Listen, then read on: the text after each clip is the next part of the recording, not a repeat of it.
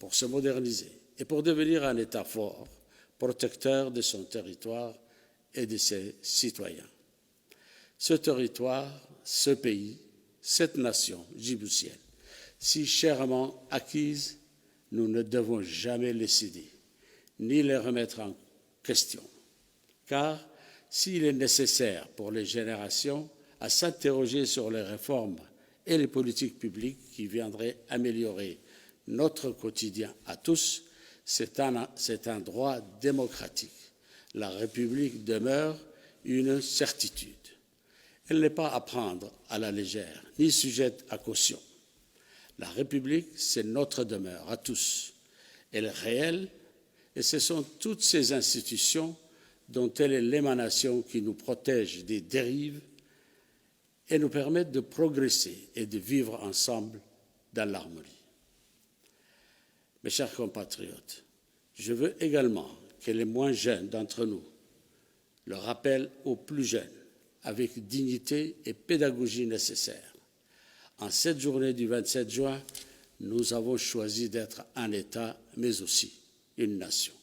Ce choix, nous l'avons fait ensemble, sans esprit de contrainte, de discrimination ou de préjugés. Les Djiboutiens ont, dans la foulée de l'indépendance nationale, accepté de transcender leur particularisme ou leur appartenance communautaire. Nous sommes devenus Djiboutiens avant tout. Nous avons opté proprement pour le vivre ensemble de nos communautés au sein d'une nation qui a fait émerger et valoriser une seule identité, l'identité djiboutienne.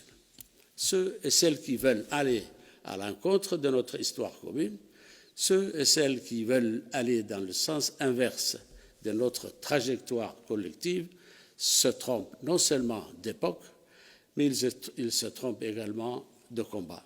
À la faveur d'un contexte régional volatile, ces individus se donnent pour horrible mission de saper le vivre ensemble de nos communautés. Leur combat est perdu d'avance, car les Djiboutiens ne sont pas prêts à écouter les Cassandres et les sirènes. Les Djiboutiens ne sont pas prêts à diluer l'identité de leur nation dans le mirage de je ne sais quel étendard.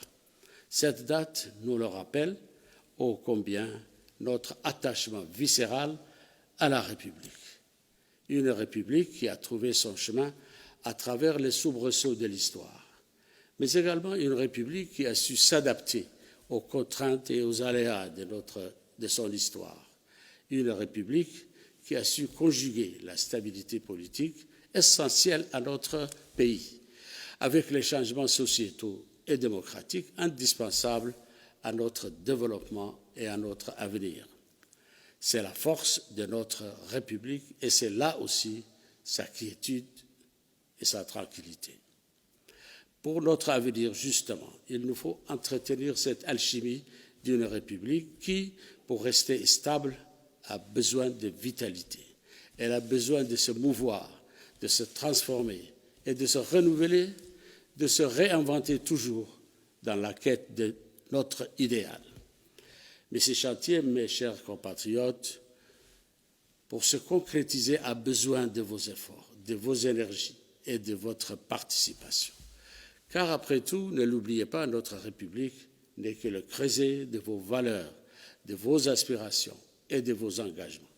Elle est la somme de ce que nous sommes et le reflet de ce que nous faisons. Certes, les transformations que nous souhaitons ne vont pas toutes au même rythme, ni dans la même direction. Néanmoins, quelles que soient nos valeurs, nos convictions, nos opinions personnelles, une chose doit néanmoins rester inébranlable en chacun de nous, la République une et indivisible. La République, notre bien commun à tous.